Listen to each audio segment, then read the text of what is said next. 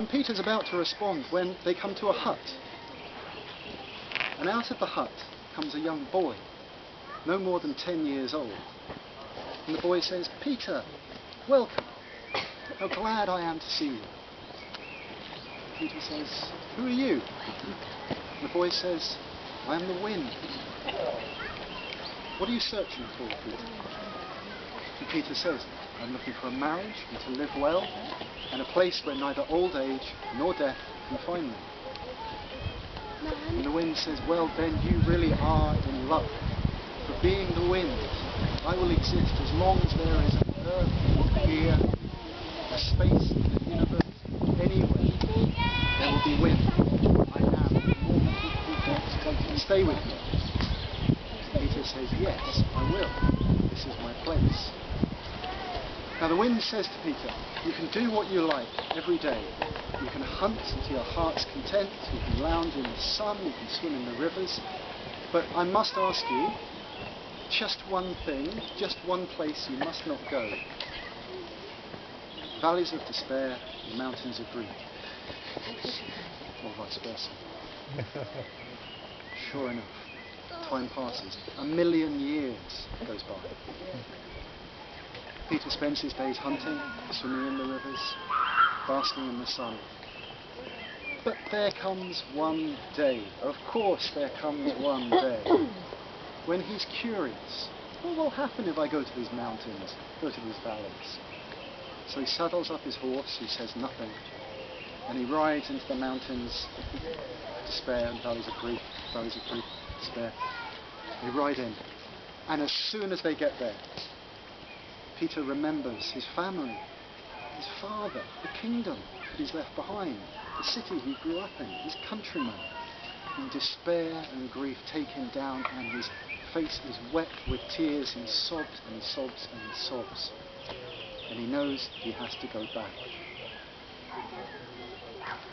He goes back to the wind and says, "Wind, my time here has been beyond my dreams, but I must go back and see my father, and my countrymen, and my city, and my brothers. What's happened to my brothers? They'll have wives and children." The wind says to him, "Peter, 1,000,000 years has gone by. The city of the Red King doesn't exist anymore. There's a desert there.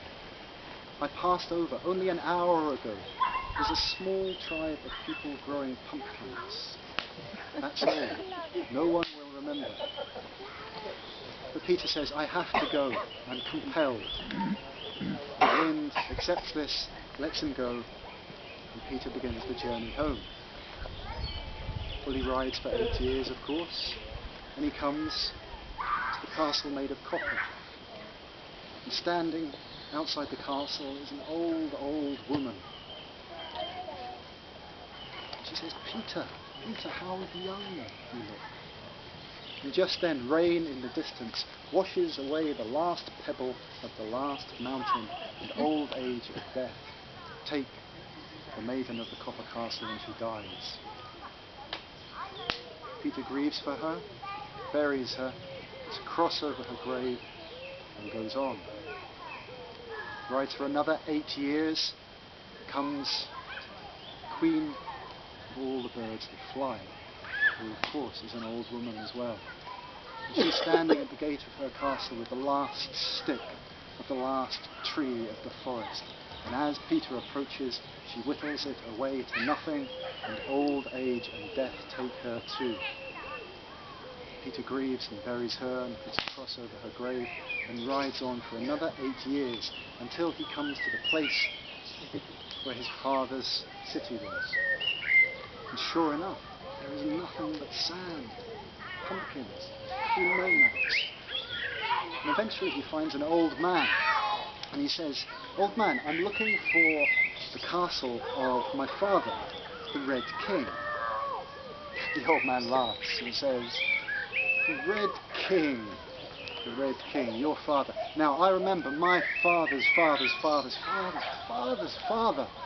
told my father's father something about the Red King long ago, but everyone knows that was just legend, just make-believe long ago, stories for children, nothing more than that."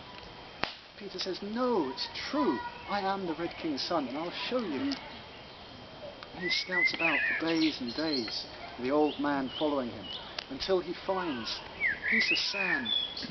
And poking out of it, just by that much, is the tip of the cross, the 12-foot cross that he put up over the chest of stone. He says, look, look, there is the cross. Help me dig. And they dig, and they dig, and they dig for days. But eventually they turn the cross, put it on its side, and there, who should be underneath the cross but his sister, the sorceress. And she says, Peter, Peter, I have been waiting 1,000,000 years for you. And she comes towards him, the nails like axes and the teeth like shovels. Peter has obviously learned a thing or two in the intervening 1,000,000 years, makes the sign of the cross at her, and she dies there and then. That's how you do it in Romania. Now, underneath the cross is the chest of stone.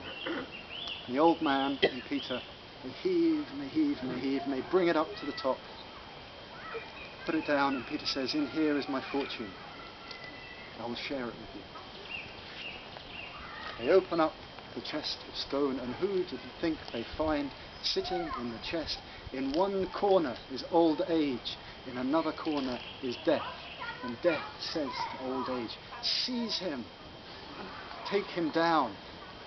And old age says, take him down yourself, you lazy blackguard. And together, one takes him down at the front, one takes him down at the back, and he dies there and then. And the old man in the desert takes all the treasure and lives happily ever after, until, of course, old age and death take him too.